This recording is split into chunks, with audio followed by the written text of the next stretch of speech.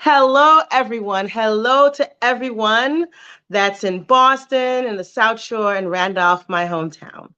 I thank you guys for being here today as we continue to review my books, Selling Secrets You Can't Afford to Miss.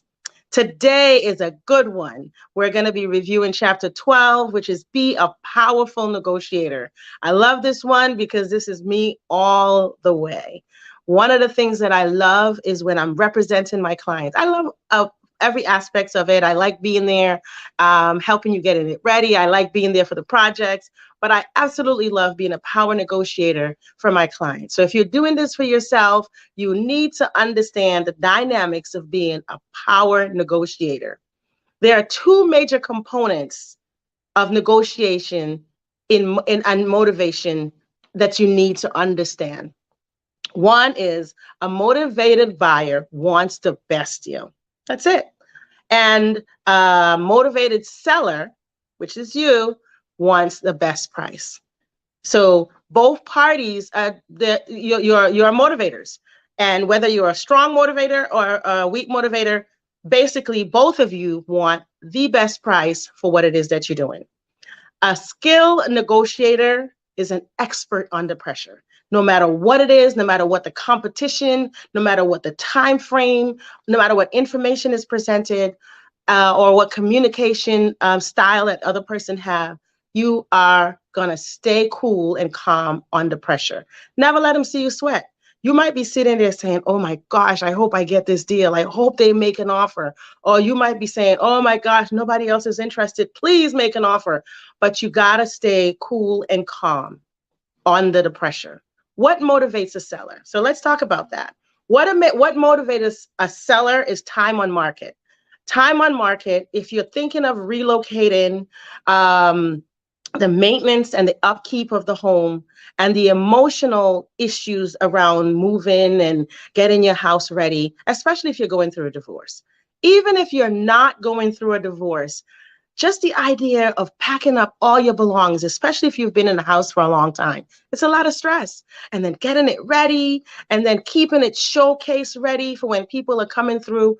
Those are all the things that motivate a seller.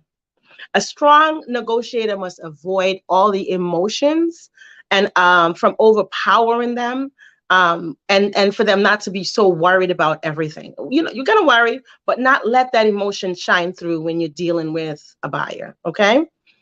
You're also going to be concerned about paying your mortgage and, like I said, packing up to move and maintaining the house and everything like that. So there's a lot of pressure that you're under. But a knowledgeable buyer is going to come in and they know how to push your limits to get to the price that they want. And they definitely will do that. If you move, they will assume, if you've already moved out of the property, they will assume that you're desperate and that you need to sell and you need to sell right now, right? If they sense that, there are no other offers on the table, they are going to push you to try to get you to see that their offer is the best offer, and they're going to try to get that price in there and everything like that. If they think you have other buyers that are interested, that raises the stakes. One of the things that I always say is, even if somebody came in, I'll say, yeah, there were other buyers that are interested and waiting for an offer. I am. They never, even if they didn't tell me that they were presenting an offer, I'm waiting on an offer. With any deal, I'm always waiting on an offer. So that's what I say. I had several buyers come through. I never lie about the situation. If we had 2 buyers that came through, I'll say I'll have several buyers. I'm not going to say I only had 2. I'm going to say I have several buyers. It's because you got to pique their interest and let them think there's more interest than there actually is. And so if they think there's a lot of interest in the property and they really like it, that will pique their interest and that will make them either raise their price or walk away. They may even inform you that they have other homes that they're interested in, and stuff like that. You got to learn to read their cues and understand, are they bluffing? Do they really have other houses that they're interested in? There are things that you can do to determine that. And I love it. I love it when people come with their kids, because the kids will give them away every single time. Sometimes you look at the kids and you're like, oh, they're running around, they, whatever, and they may appear to be distracted. But you know what? I focus on the kids. I start asking them questions like, hey, did you select your bedroom yet? And do you like the backyard? Isn't this a great backyard? Do you want to see yourself playing here? And if the kids start answering yes, there's nothing else. Because if the kids showing interest in this house, that means that this is the house, and then they really want this house. If they start decorating and they want to see their bedrooms and they already have answers to that, there's nothing else. So the key is to stay calm during the whole process, and here's another thing, don't answer too many questions. Redirect the questions. If they ask you questions like, hey, how long has the house been on the market? Hey, you just respond, house hasn't been on the market that long, but how long have you been looking? You kind of push it back on them. You answer their questions because they want an answer, so you don't avoid them, but you don't want to appear too eager to please them either, or you don't want to appear disinterested. So you engage them by redirecting.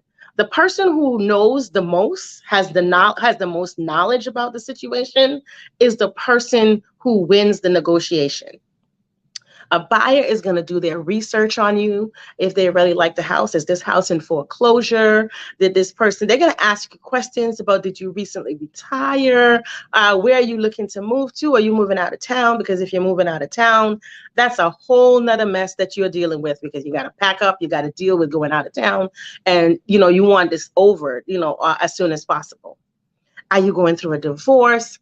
Don't answer any of those questions. It's none of their business. The more you give them, the more they feel like they have you in their pockets, and they can negotiate to get a better deal. So what I would say, I tell my sellers all the time, I am really good at getting answers without people even realize what they're giving me. And the questions that might be asked seem so unassuming. But what I'm doing is I am sizing up that person, and I'm sizing them up. When I'm with my buyers, I do it to sellers. When I'm with my, representing my sellers, I do it to buyers.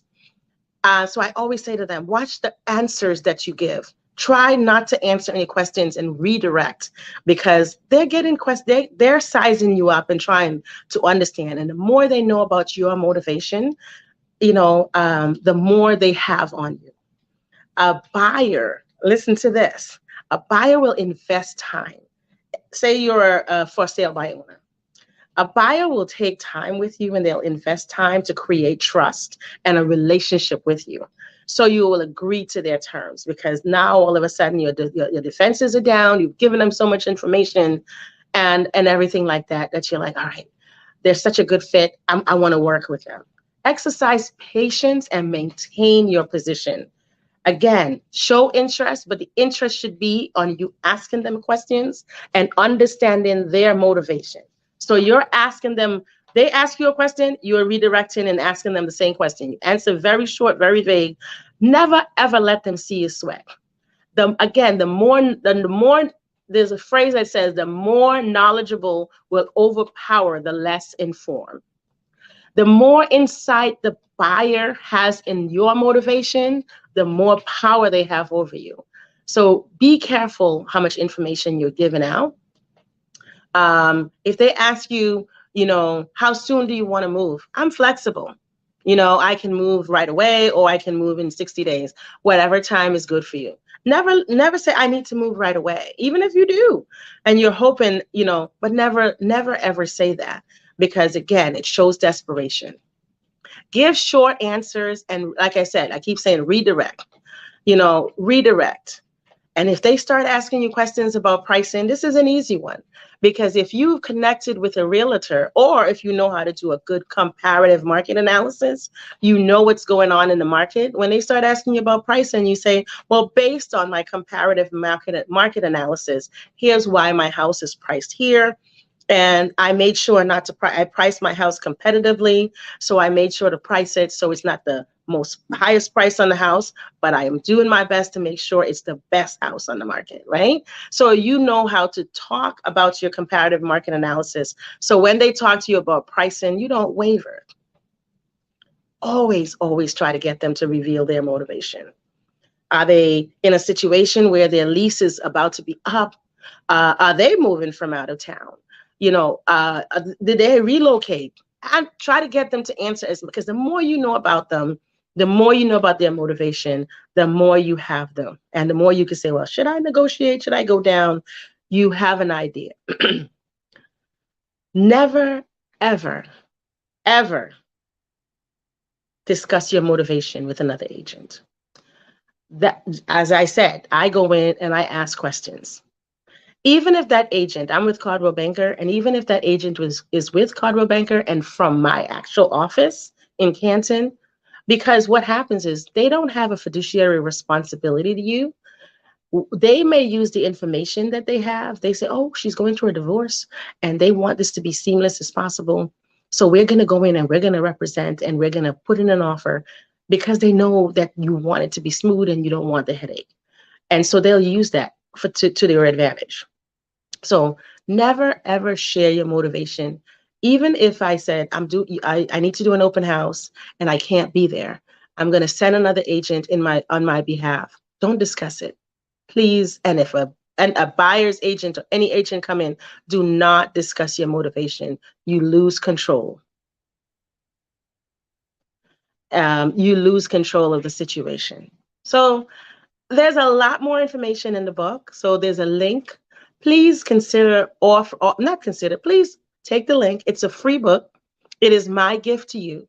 If you are looking to sell your home and you want an agent that is going to come through and is going to be a great negotiator, is going to help you determine, how to get your house ready and how to market your house and all of that stuff, I am here and I'd be glad to help you. If I'm not that agent and you decide you want to use the book and try to do this on your own, the book is, as I said, a gift to you. Please like or comment below and let me know if this information is of value to you. Take care